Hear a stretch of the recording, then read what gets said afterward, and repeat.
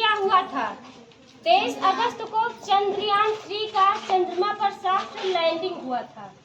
23 अगस्त ऐसा तारीख है, ऐसा ऐतिहासिक पल है जिसे शायद हम लोग पूरी लाइफ नहीं भूल सकते हैं। 23 अगस्त को शिक्षक, अभिभावक और बच्चे, छात्र छात्राएं सभी लोग विद्यालय आए थे और लाइव जुड़े हुए थे। और जैसे ही 6:04 का समय होता है, जैसे ही 6:04 का समय होता है और वो ऐतिहासिक पल आता है, सभी लोग झूम उठते हैं। कोई हाथ में तिरंगा लिए लहरा रहा था, तो कोई भारत माता की जय कह रहा था, तो कोई जय हो, और कोई कुछ नहीं तो अपनी मेजों को ही पीट रहा था। क्यों पीट रहा था? क्योंकि ये एक ऐतिहासिक पल था। उस समय लगा कि भारतीय होने का एहसास क्या होता है। भारतीय होने का एहसास क्या होता है कि लोग हाथ में तिरंगा लिए जय हो के नारे लगाते हुए नाच रहे थे, झूम रहे थे, और सारे जहां से अच्छा हिंदुस्तान हमारा गाते हुए जा रहे थे। क्योंकि उस समय चंद्रयान 3 ने चंद्रमा पे सॉफ्ट लैंडिंग की थी। और जैसा कि सारे देश में माना जाता था कि हमारा देश थर्ड क्वालिटी का देश है, इसमें सांप बिच्छुओं और जादू टोना चलता है। लेकिन 23 अगस्त को जब चंद्रयान ने 6:04 पर चंद्रमा पे सॉफ्ट लैंडिंग की, तो जितने भी भ्रम हमारे देश को लेकर थे वो सारे भ्रम टूट गए। क्योंकि हमारा देश चौथा देश था जो चंद्रमा पे गया, चौथा देश था जो चंद्रमा पे गया। इससे पहले अमेरिका, रूस और चीन ऐसा देश था जो चंद्रमा पे गया था। लेकिन उससे भी अच्छी खबर ये है कि हमारे चंद्रयान ने, यानी हमारा चंद्रयान कहाँ लैंड किया था? चंद्रमा के दक्षिणी पोल पे, साउथ पोल पे, जहाँ पर आज तक अमेरिका, रूस और चीन जैसे देश भी नहीं जा सके। साउथ पोल पे लैंड किया जहां अंधेरा होता है, और आज तक किसी भी देश ने वहां पर जाने की हिम्मत नहीं की। वहां अंधेरा होता है और क्या है क्या नहीं कुछ भी दिखाई नहीं देता है।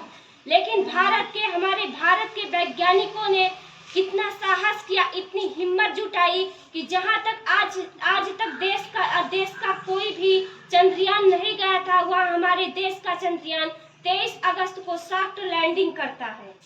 सॉफ्ट लैंडिंग करता है और जैसे ही 6:04 होते हैं, हमारा विक्रम लैंडर चंद्रमा पे लैंड करता है। उसके 4 घंटे बाद क्या होता है? 4 घंटे बाद, यानी चंद्रमा के पर विक्रम रोवर्स के लैंड करने के बाद में प्रज्ञान रोवर्स भी होता है। उसमें विक्रम लैंडिंग करता है और विक्रम रोवर्स क्या करता है? वॉकिंग करता है। जैसा कि विक्रम लैंडर यानी एक बड़ा सा बॉक्स पीले कलर का होता है, जिसे आप लोगों ने लाइव देखा होगा। वो चंद्रमा पे लैंड करता है और उसके अंदर एक बक्से के आकार का होता है जिसे प्रज्ञान रोवर्स कहते हैं। छोटे आकार का होता है जिसे प्रज्ञान रोवर्स कहते हैं। तो विक्रम लैंडर्स का काम था कि प्रज्ञान रोवर्स को हम ले जाएं, सुरक्षित ले जाएं और चांद की सतह पर प्रज्ञान रोवर्स को बिना किसी क्षति के वहां पर उतारें। तो जैसे ही विक्रम लैंडर चंद्रमा पे लैंड करता है, ठीक उसी समय एक सीढ़ी नुमा आकार का एक ट्राली की तरह क्यों चुना गया? 14 दिन ही क्यों चुना गया? कि वहां पे हमारा चंद्रयान 14 दिन तक ही रहेगा। तो इसके पीछे ये राज है कि जो हमारा चंद्रयान गया था वो सोलर सिस्टम से ऑपरेट किया गया था। सोलर सिस्टम मतलब उसे सूरज की रोशनी चाहिए थी। तो जब हमारा चंद्रयान निकलता है पृथ्वी से, तो वो चंद्रमा के चारों तरफ चक्कर लगाता है। तो वो सीधे चंद्रमा में प्रवेश क्यों नहीं करता है? ये भी सोचने वाली बात है कि वो इतना समय क्यों लेता है। क्योंकि 14 जुलाई को यहाँ से क्या हुआ था? चंद्रयान लैंड हुआ था। फिर भी वो चंद्रमा के चारों तरफ चक्कर लगाता है। ऐसा क्यों है? क्योंकि वो इंतजार कर रहा है कि कब चंद्रमा पर सूरज की रोशनी पड़े और हमारा चंद्रयान उस पे उतरे। और ऐसा क्यों है? क्योंकि साउथ पोल पे, जैसा हमने बताया, वहाँ पे अंधेरा होता है। तो जब सूरज की रोशनी चंद्रमा पे पड़ेगी तो क्या होगा, उजाला होगा। और उजाला होगा तो जैसे ही सूरज की रोशनी चंद्रमा पे पड़ती है, हमारा चंद्रयान उस पे क्या करता है, लैंड करता है। लैंड करता है तो हमारा प्रज्ञान रोवर यानी वहाँ पे भेजने का मकसद क्या है, मकसद ये था कि हमारा प्रज्ञान रोवर जाएगा और जैसे ही सूरज की रोशनी पड़ेगी तुरंत चंद्रयान लैंड करेगा और वहाँ पे साफ सुथरी तस्वीर लेगा।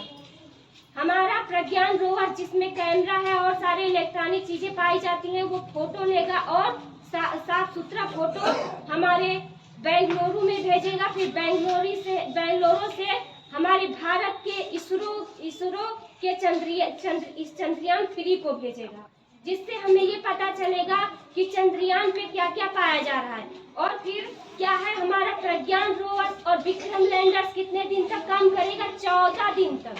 ऐसा क्यों है, 14 दिन तक ही काम करेगा, क्योंकि यहाँ का एक दिन चंद्रमा पे 14 दिन के समान है। यानी चंद्रमा का सूरज की रोशनी वहाँ के हिसाब से कितने दिन तक पड़ेगी, 14 दिन तक।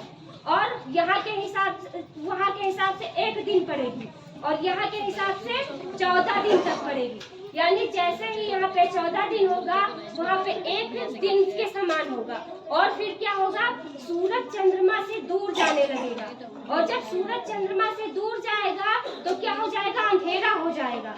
तो जो हमारा विक्रम लैंडर्स और प्रज्ञान रोवर था, जो सोलर सिस्टम से ऑपरेट था, वो क्या होगा, काम करना बंद कर देगा।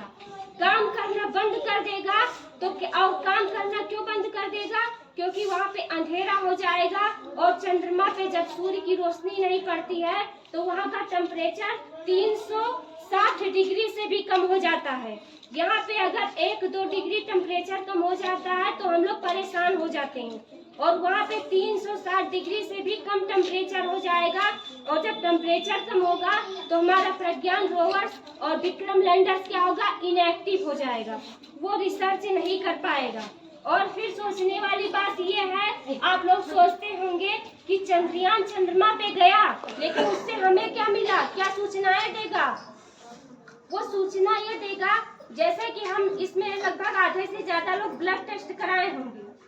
ब्लड टेस्ट कराए होंगे तो एक इलेक्ट्रॉनिक मशीन होती है जिसमें ब्लड को डाला जाता है और वो सारी चीजें बता देता है, हीमोग्लोबिन इतना है, ये चीज इतना है, सेल्स इतने हैं, सारी चीजें काउंट करके बता देता है। ब्लड ग्रुप क्या है, ये सारी चीजें काउंट करके बता देता है। ठीक उसी तरीके से प्रज्ञान रोवर्स में ऐसे सिस्टम को ऑपरेट किया गया है जो वहाँ पे मिट्टी की जांच करेगा, मिट्टी में क्या है बताएगा, हवा में क्या है, पानी पाया जा रहा है या नहीं, उसकी फोटो लेगा और उसकी फोटो बेंगलुरु को भेजेगा और वहाँ से हमारे इसरो के चंद्रयान पे आएगा।